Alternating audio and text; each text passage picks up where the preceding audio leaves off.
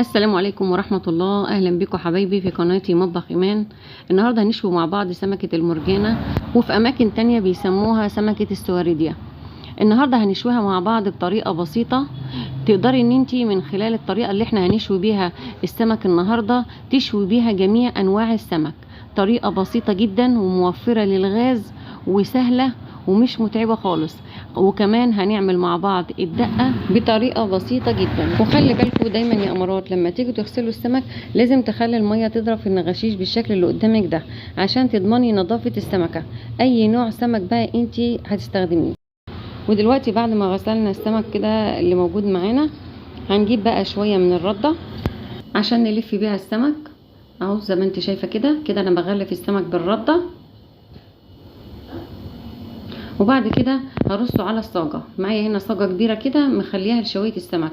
الصاجة دي لو مش متوفرة عندك، اي صينية انت بتستخدميها للفرن تقدري ترصي فيها السمك. يعني حتى لو عندك صينية بتعملي فيها الرز المعمر تقدري ان انت تستخدميها برضو، يعني اي حاجة متوفرة عندك كله شغال. ودلوقتي بعد ما خلصت تغليف السمك كده كله بالردة ورصيته على الصاجة، دلوقتي هولع الشواية بتاعة الفرن، فرن البوتاجاز. زي ما انت شايفه قدامك كده ولعت الشوايه بتاعه فرن البوتاجاز وحطيت الصاجه تحت الشوايه مباشره زي ما احنا شايفين قدامنا كده. احنا بنسيب الشوايه والعه، بس اهم حاجه وانت بتشوي السمك عشان يطلع معاكي جميل جدا تعلي الشوايه على الاخر. لازم تكون النار بتاعه الشوايه عاليه، ما تكونش هاديه ولا وسط حتى، عشان السمك ما ينشفش معاكي. لازم تكون على اعلى حاجه. اول ما السمك بيحمر معاكي زي ما انت شايفه كده، المكان اللي بيكون احمر دون بيكون اللي هو تحت الشوايه مباشره.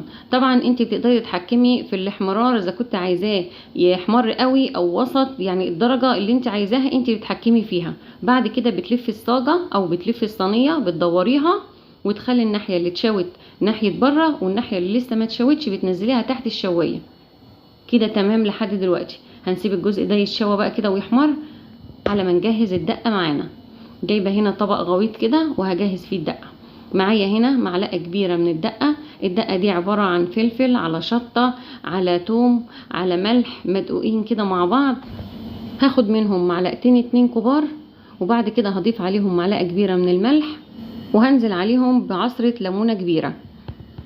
طبعا الدقه ديت انت ممكن تعمليها وتجهزيها ببطرمان وبكميه كبيره وتسيبيها بباب التلاجة وتستخدميها وقت ما بتحتاجي، زي ما انا عملت كده دلوقتي. ودلوقتي هنضيف على الدقه معلقه صغيره كده من الكمون، وكمان معلقه صغيره من الكزبره. اظن مفيش ابسط من كده. ومعانا كوبايتين كبار من الميه هننزل بيهم، ونقلب بقى كل المكونات كده مع بعضها عشان الملح يدوب معانا. وبس كده نروح بقى نبص على السمك اللي احنا سايبينه تحت الشوايه. ما شاء الله خد لون جميل معانا اهوت. دلوقتي الجزء طبعا اللي فوق اللي ناحيه الشوايه كله احمر بالشكل اللي انت شايفاه قدامك ده. هنعمل ايه دلوقتي بقى؟ هنقلبه عشان خاطر الجزء التحتاني طبعا ما فيش نار، فاحنا هنقلب بقى السمك كله عشان خاطر الوجه التاني يحمر هو كمان.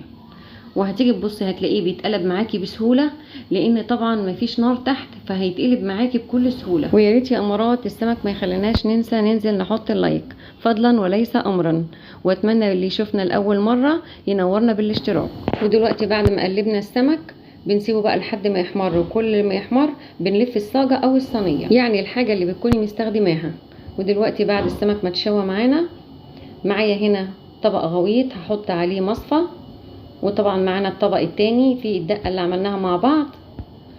ودلوقتي السمك احنا خرجناه من تحت الشوايه، ما شاء الله طالع جميل جدا واخد لون حلو جدا. طبعا انت لو عايزه تحمري عن كده ده انت اللي بتتحكمي فيه، بتسيبيه مده اطول، لكن المستوى ده جميل جدا كده يتقشر معانا بسهوله. وكمان اللحم بتاعه ما بيبقاش غامق.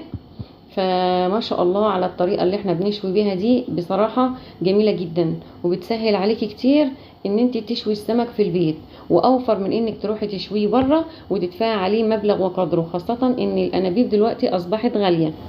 السمك بعد ما بحطه في الدقه بطلعه احطه في المصفى عشان يصفي الميه بتاعته، اي ميه زياده هو خدها من الدقه بينزلها. شايفه السمك طالع معانا ما شاء الله سليم، مش مهري وحتى ولا حاجه خالص. وكل سمكة طالعة ماسكة نفسها.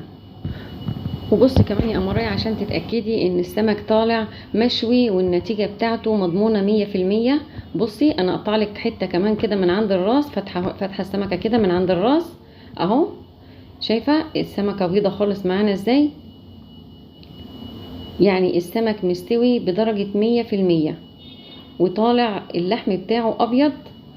وكمان الطريقة اللي احنا بنشوي بيها دي بتحافظ على ان السمكة ما تفقدش كل السوائل اللي فيها، فالسمكة بتطلع ما شاء الله طرية معاكي كده مش ناشفة، غير لما بتحطيه في الفرن اللي بيكون ناره عالية فبينشف معاكي السمك وهو طالع. وكمان طريقة الشوي دي بتخلي نسبة الدخان اللي بتكون طالعة اثناء الشوي بتبقى بسيطة جدا.